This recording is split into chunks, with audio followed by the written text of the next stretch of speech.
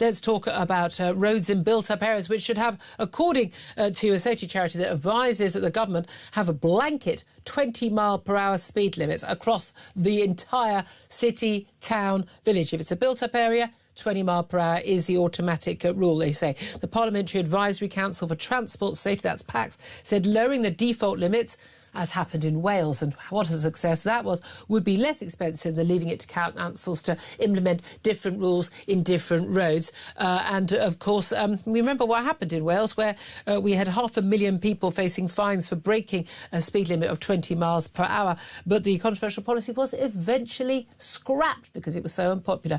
I imagine it would also be the case for many of us in England. Let's talk about this with motoring lawyer and road safety campaigner Nick Freeman. A very good morning to you, Nick.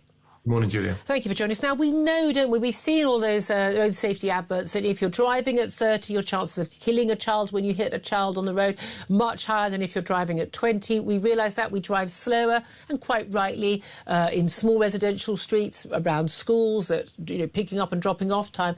But, I mean, I've got 20-mile-per-hour zones on a 6-lane wide major red route near me in central London, and everyone's just sort of stopping and starting and stopping and starting. I think we spend more time looking at our speedometers, trying not to get a fine, than we do looking at the road. Do 20-mile-per-hour zones are they really necessary on most streets?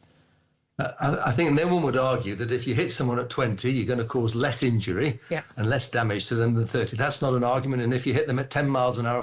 So it's a case of finding something that's sensible, proportionate, economically viable, and basically fixes everything that you need to fix.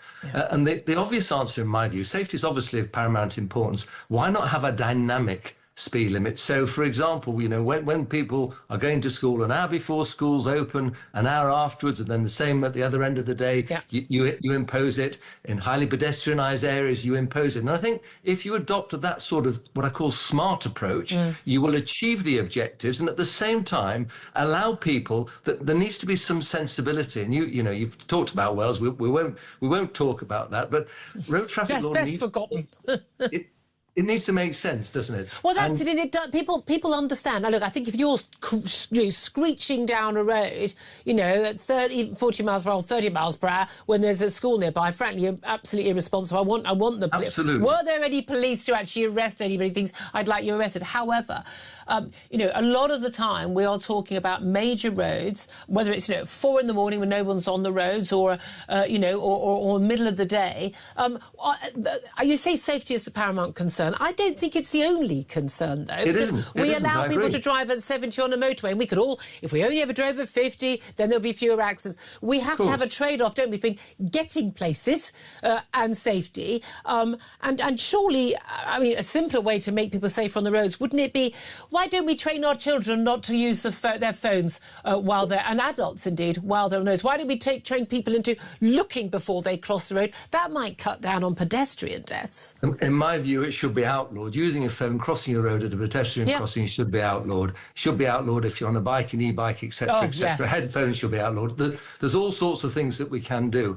The default position of 30 has been in law for many, many years. And we actually have very safe roads compared to most other countries. Very safe. And if we just used our brain instead of lazy policing, we would achieve the objectives, and we would basically keep the statistics that everyone's concerned about. And interestingly enough, the government's own Department of Transport policy is to retain the 30-mile-an-hour default speed limit. Yeah. So this is really a massive, massive U-turn. But a lot of people see this as not a safety measure, but actually it's a way of raising money, isn't it? Sadiq Khan, the Mayor of London, he's made reducing speed limits from 30 miles per hour to 20 miles per hour a key transport policy in London. More than half of the capital's roads do now have the lower limit. The reality is, on an awful lot of those roads, you'd be lucky to hit the 20-mile-per-hour speed limit most of the time, certainly when there are children around. And the rest of the time, frankly, you're driving on a completely empty road. Genuinely, if I'm like driving to the airport when I used to come to work at silly o'clock in the morning, genuinely just literally having to put your foot on the brake constantly because the cars are not designed to go constantly at 20 miles per hour now. It's counterintuitive.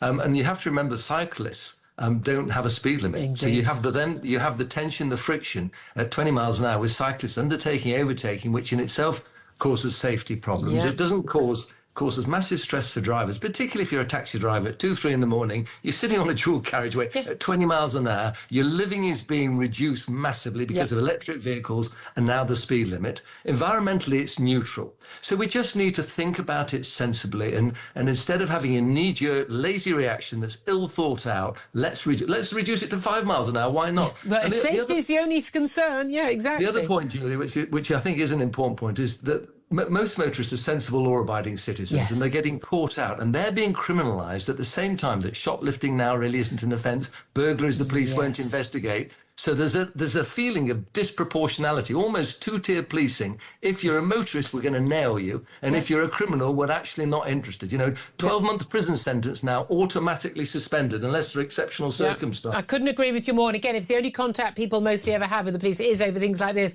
and you're doing 23 miles per hour in a 20-mile zone on a 6-lane road, you're thinking, really?